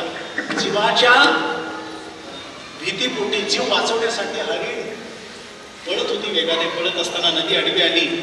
नदीच्या पलीकडे जाण्यासाठी झेप घेतली, आणि ती हरिण गरोदर असल्यामुळे गर्भगणित झालं आणि लहानसं पाडस त्या पाड्यामध्ये पडलं. हे राजानं बघितलं. जडभरीत राजा त्याच्या अंतकणात की कबूला अरे रे रे रे चुकीचं झालं, अरे असं होत नाही, चुकीचं झालं. अंतकडे दैर्य भरलेलं की हरिण पलीकडे निघून गेले. पाडस पाण्याच्या प्रवाहाने वाहत हात राजाच्या समोर आलं तर राजाने उचलून घेतले तर जिवंत होते. देवाचे आभार मानले. एवढ्या पाण्यात सुद्धा पडून जिवंत आहे. मग त्याचा सांभाळ केला, लहानाचं मोठं केलं, दोघांचं एकामेकावर जीव चढला. पण शेवटी राजांचं आयुष्य मर्यादा संपली, अंतरुणावर पडून राहिले. त्यावेळी मात्र एकाच ध्यान त्यांच्यामध्ये लागून राहिला की बाबा हरणाचं कसं होईल, हरणाचं कसं होईल, हरणाचं कसं होईल, यामध्ये मरणाचं कसं होईल याचा विसर त्यांना पडला.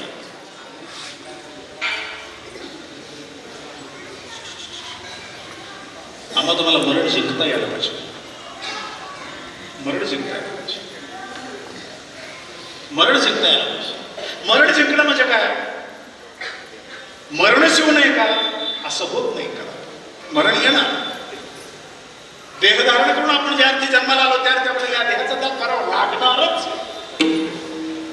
100% लागणार. पण मरण जिंकता यायला पाहिजे. तुकोबराय तर म्हणतात, मरण माझे मरून गेले, मज केले अमर. माझं मरण कधीच मरून गेलेलं आहे. मरणाला मरण आणणारे सांगू शकत नाही. विचार करा. मरण जिंकता आलं नाही राजाला. भगवद्गीतेमध्ये लिखित स्वरूपाचं सिद्धांत आहे. अंतकाले च मामेवं स्मरणमत्वा कलेवरम. लक्षात आलं का? शेवटच्या क्षणामध्ये अंतकाळच्या प्रसंगामध्ये ज्याचं तुम्हाला ध्यान लागेल त्याची तद्रूप तुम्हाला पुढच्या जन्मामध्ये येत असते. आणि मरणीचे आठवी दया जीवती पावी. ज्ञानोबराय सांगतात की मरण समयामध्ये ज्याचं तुम्ही चिंतन कराल आणि त्या जडभरीत राजाला स्वतःचं आत्मकल्याण करून घेण्यासाठी वनवासात आलेला असताना, अरण्यात आलेला असताना मात्र मरण जिंकता आलं नाही. वासनेला बळी पडला. जडभरीत राजा हरणी गर्भा गेला, घाला तो घातला वासनेने. वासना प्रक्षयो मोक्ष असं साधू संत सांगतात. वासना प्रक्षय करावं लागतं, वासनेचं निर्मूलन करावं लागतं महाराज. म्हणजे जीव का दुःखी आहे याचं कारण सांगतात. एक उपाधी आहे, 2 विकार आहेत, 3 वासना आहे. वासनेपुढे आमचा तुमचा जन्म झाला. तुकोबराय म्हणतात मला तुझ्यासारखं करून ठेव देवा. उपाधी वेगळे, तुम्ही निर्विकार, तुम्ही उपाधीपासून वेगळे आहात, उपाधीपासून अलिप्त आहात. उपाधी तुम्हाला लागू नाही. तुम्ही उपाधीच्या मागे लागला नाही, किंबहुना तुम्ही उपाधी लावून घेतली नाही. तुमच्या मनामध्ये विकार नाहीत, तुम्ही निर्विकार आहात. एवढंच नाही, उपाधी आणि विकार नसल्याच्या योगाने संसार तुमच्या पाठीमागे नाही. काहीच संसार तुम्हाला नाही. तुम्हाला काही संसार नाही. मग देव काही संन्यासी होता का? देव काही संन्यासी होते का? नाही ना. आता कृष्णावतारचा जर आपण जर विचार केला, 16 सहस्र भोगीसी, बरोबर आहे ना? ब्रह्मचारी म्हणावीसी, शक्य आहे काय? याला कारण तुम्हाला सांगतो महाराज, देव काही संन्यासी नव्हता. देवाने सुद्धा संसार केला, पण काही संसार देवानं आपल्या पाठीमागे लावून घेतला नाही.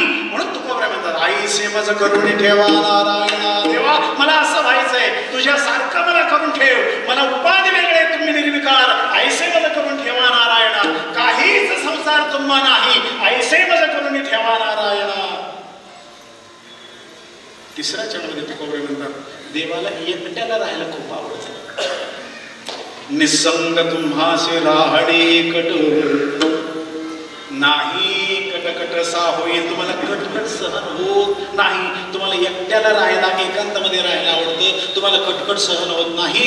आणि तुमचं राहणं या जगाशी कसं आहे तर शेवटच्या चरणामध्ये एक उदाहरण देतात आणि सिद्धांतपर्यंत आम्हाला तुम्हाला घेऊन जातात. तुका म्हणे नाही मिळो येत शिळा, रंगासी स्फटिका सगळासी स्फटिकमणी. तुम्ही पाहिले का स्फटिकमणी? स्फटिकमणी पांढरं शुभ्र असतं, काचेच असतं, पांढरं शुभ्र असतं.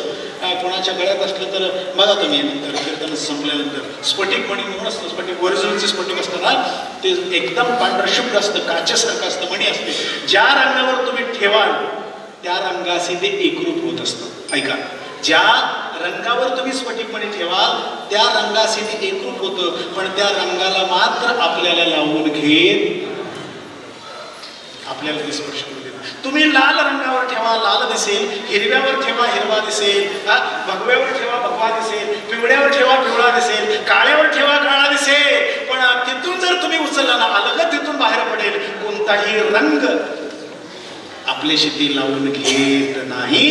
याच पद्धतीने संत महात्मे म्हणतात आमची तुमची अवस्था इथपर्यंत आपण पोहोचलो पाहिजे. आपल्याला संस्कार करता यायला पाहिजे, प्रपंच करता यायला पाहिजे, लग्न केलं पाहिजे, मुलं झाली पाहिजे.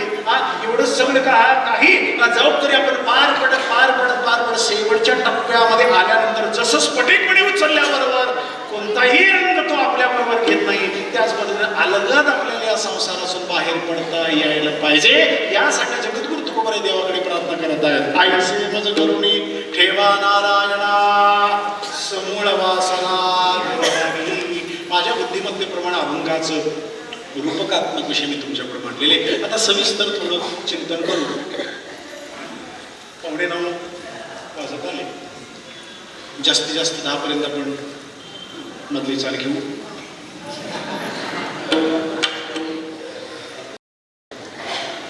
तिथून पुढे अर्धा तासानंतर परवानगी आलेला अर्धा तासानंतर आपण शेवटची चालू करू. असं नाही 10 पर्यंत मी, कारण आज एकादशी आहे. एकादशी आहे सगळ्यांची आहे ना, खाऊन पिऊन नव्हतं.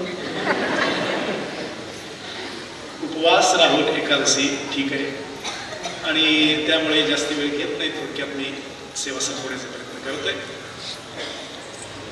तुकोबराच्या अवस्थेची प्रार्थना देवाकडे करत आहेत. ती अवस्था फार अवघड आहे, आणि काही अवस्था ही अनुभवजन्य घेत नसतात.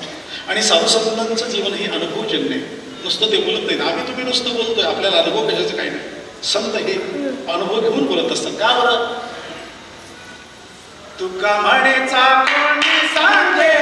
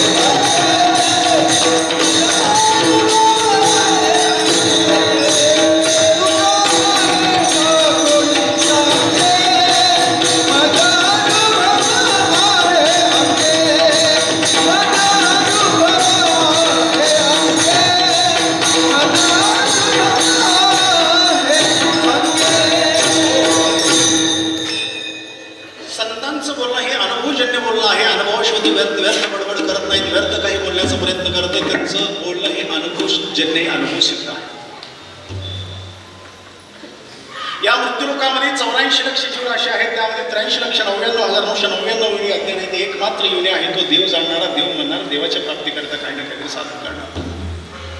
पण असं असताना देखील मनुष्य देहीचे ज्ञाने सच्चिदानंद पदवी घेणे एवढा अधिकार नारायणे कृपा अवलोकने ते त्याला. असं असताना सुद्धा जीव दुःखी आहे हे साधू संतांनी पाहिलं. माणसं दुःखी आहे, माणसं सुखी नाही. श्रीमंत असो, गरीब असो, ज्ञानी असो, अज्ञानी असो, कुणी असलं तरी तो दुःखी आहे. काही ना काहीतरी कारण असतो दुःखी. मी दुःखाला कारण सांगत बसत नाही, मला मुख्य विषयापर्यंत जायचं. जीव दुःखी आहे, माणसं दुःखी आहे. संत महात्मे म्हणतात माणसं का दुःखी आहे? अनेक प्रकारचा विलास केला, अनेक प्रकारचं यांच्यावर तानात वगैरे आपण सर्व गोष्टी करण्याचा प्रयत्न केला, पण त्या दुःखातून काही बाहेर पडायला तयार नाही. का बरं? एखादा माणूस जर वरच्यावर आजारी पडत असेल मग डॉक्टर काय म्हणतात, मग तुला अमुक ट्रीटमेंट देऊन झालं, तमुक ट्रीटमेंट देऊन झालं, या गोळ्या देऊन झाल्या, त्या गोळ्या देऊन झाल्या, असं करून झालं, तसं करून झालं. आता शेवटचा पर्याय म्हणून आपण काय करू? MRI करू, स्कॅनिंग करू, म्हणजे टोटली आपल्याला कळेल तुला असं का होतं ते. ब्लड टेस्ट करू, युरिन टेस्ट करू, आणि MRI केल्यानंतर तुला का असं होतं हे आपल्याला कळेल आणि त्या अनुषंगाने आपल्याला उपचार करता. याच पद्धतीने जगद्गुरु तुकोबाराय आमचे तुमचे MRI करायला निघाले. आमचे तुमचे MRI साधू संत, कारण साधू संतांनी अनेक प्रकारे आम्हाला सांगितलं की बाबा विठ्ठल विठ्ठल म्हणा वेळोवेळा, हा सुख सोहळा स्वर्गी नाही, विनंती गेली लागून या पाय विनवित तुम्हाला करा टाळे बोला मुखीना, हात जोडले पायावर लोटांगण घातलं, म्हणा भजन करा भजन करा, सांगतो तुम्हासी भजारे विठ्ठला नाही तरी गेला जन्म माया. एवढं सांगून सुद्धा माणसं ऐकत आहेत, आपल्याच नादात आहेत, आपल्याच तंत्रीत आहेत. आमच्यावर सुद्धा यादव महाराज हे प्रसंग येत असतात. आम्ही कीर्तनमध्ये सांगत असतो भजन करा भजन करा. एक माणूस असाच बसला आणि रागानं माझ्याकडेच बघतो. मी म्हटलं आता काय करावं, आता अपरिचित गाव आहे, आपण जास्ती बोलून चालायचं नाही. तो जर गावातला मुख्य माणूस जर असला तर मुळातच त्याला काही बोलून चालायचं. काय करावं, भजन करा भजन करा भजन करा, काही ऐकायला तयार नाही. तू मनातल्या मनात म्हणत होता, धारवाडकर तू नाही, तुझा बाप जरी आला तरी मी टाळी पाहिजे. एवढी माणसं अशी असतात. साधू संत म्हणतात का बरं का बरं का बरं. वास्तविक यातलं एक थोडंसं तुम्हाला मार्मिकता सांगू का महाराज. वास्तविक भगवंताच्या बोलण्याप्रमाणे आपल्याला चिंतन करायचं म्हटलं तर भगवंत 15व्या अध्यायामध्ये सांगत असताना मम एव अंशु असं सांगितलं. काय सांगितलं? मम एव अंशु. या मृत्यूलोकामध्ये जे जीवराशी आहेत, जे जीव आहेत, ते सगळे माझेच अंश आहेत. बरोबर आहे ना? मम एव अंश किंवा मम एव अंश किंवा मम एव अंश जीवलोकी. हे जीवलोक जे आहे ना, हे माझच अंश आहे. हे तर मान्य आहे तुम्हाला? मान्य आहे की नाही? मान्य आहे. आपण भगवंताचे अंश आहोत हे जर आपल्याला मान्य असेल, पण याही प्रश्नाला आपल्याला उत्तर द्यावं लागेल. परमात्मा म्हणतो माझे जर तुम्ही अंश नसाल, मी जर तुमच्यात नाही, असं जर तुमचं मत असेल तर माझ्या प्रश्नाला उत्तर द्या. चाले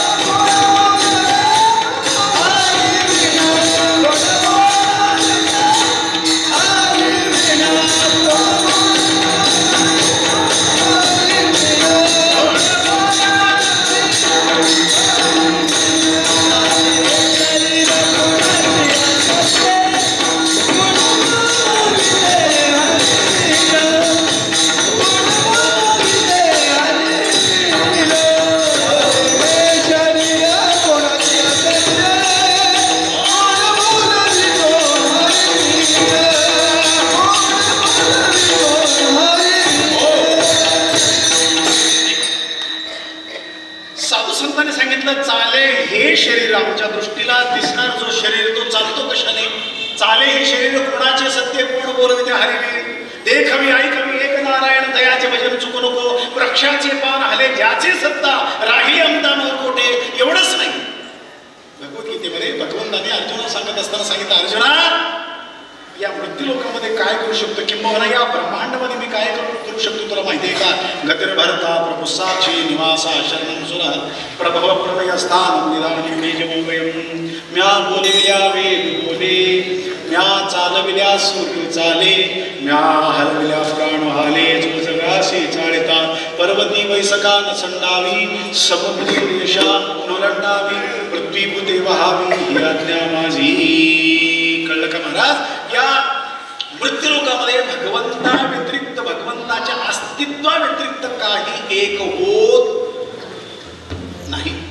अजूनही तुम्हाला प्रमाण देऊन मी सिद्ध करण्याचा प्रयत्न करतो. ऐका, भगवंता व्यतिरिक्त काही होत नाही, काही होऊ शकत नाही महाराज, काही होऊ शकत नाही.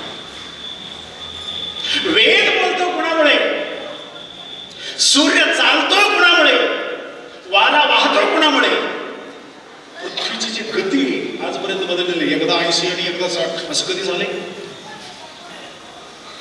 त्याची ती गती बदलू शकत नाही. सूर्याचं उदय सूर्याचा अस्त कधीही बंद झालेलं नाही. वारा वाहतोय, पाऊस पडतोय, जीव जन्माला येतात, जीव जगतात, जीव मरतात, या सर्व गोष्टी भगवंताच्या स्वाधीनामध्ये असलेली गोष्ट आहे. एवढंच नाही, या ब्रह्मांडाला कारणीभूत कोणी असा प्रश्न केल्यानंतर साधूसंत उत्तर देतात, एकले नखंठेची म्हणून आहे, केली निर्माण 14ही भुवन, गगन चंद्र सूर्य मेघ तारांगणे, 5ही महाभूते भौतिक भिन्न भिन्न हो, ऐसा लाघवी हा माया सूत्रधार, जयापासून सकळ महिमंडळ हे झाले कळक मनात. त्या भगवंतानं विशाल असा या ब्रह्मांडाची सृष्टी केलेली 14 भुवन म्हणजे एक ब्रह्मांड, असे अनेक अनंत ब्रह्मांड या जीवसृष्टीमध्ये, या विश्वामध्ये आहे. एवढंच नाही, त्या भगवंता व्यतिरिक्त आपण काहीच करू शकत नाही. या विषयावर मला जास्ती वेळ गुंतून राहायचं नाही, मला पुढे जायचं आहे. भगवंताशिवाय आपण काही करू शकत नाही. तो परमात्मा आपल्या अंतःकरणामध्ये आहे. सर्वशचाहं हृदि सन्निविष्टो, किंवा अहं वैश्वा नरो भूत्वा प्राणिनां देहमाश्रिताः, प्राणापान समायुक्त पचाम्यन्नं चतुर्विधं. मी तुमच्या अंतःकरणात आहे. माऊली म्हणतात, तैसा हृदयामध्ये मी रामो, मी तुमच्या हृदयात आहे. हृदय कमळामध्ये मीच आहे. तुमच्या अंतःकरणामध्ये अधिष्ठान रूपी असणारा परमात्मा मीच आहे. तुमच्याकडून सर्व कार्य मीच करून घेतो. याचा अर्थ काय होतो, आम्ही भगवंताचे अंश आहोत. जीवाचा मूळ स्वरूप हा ब्रह्मच आहे. बरोबर आहे ना यादव महाराज? जीवाचा मूळ स्वरूप काय आहे? ब्रह्म आहे. ऐका जरा नीट लक्ष देऊन ऐका. जीवाचा मूळ स्वरूप ब्रह्म आहे. ब्रह्माचं मूळ स्वरूप सुख आहे. कळतं का तुम्हाला? जीवाचा मूळ स्वरूप ब्रह्म आहे, ब्रह्माचं मूळ स्वरूप सुख आहे. परमात्मा हा सुखाचा सागर आहे, असं माझं म्हणणं आहे का? माझं म्हणणं आहे का? कधीतरी थाप टाकत राहा.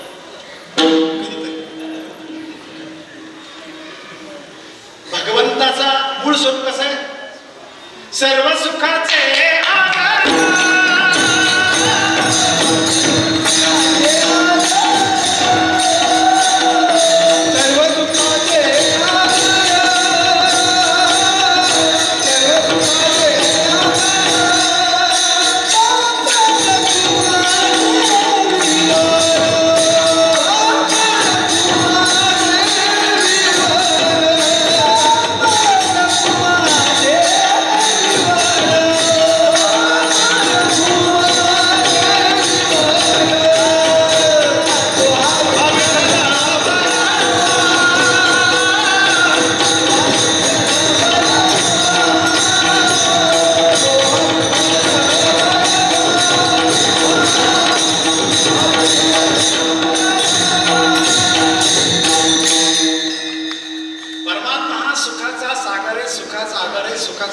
सुख म्हणजेच परमात्मा, यात भिन्नता अजिबात नाही. सुखरूप ऐसा तुझा कोणी सांगा माझ्या पांडुरंगा.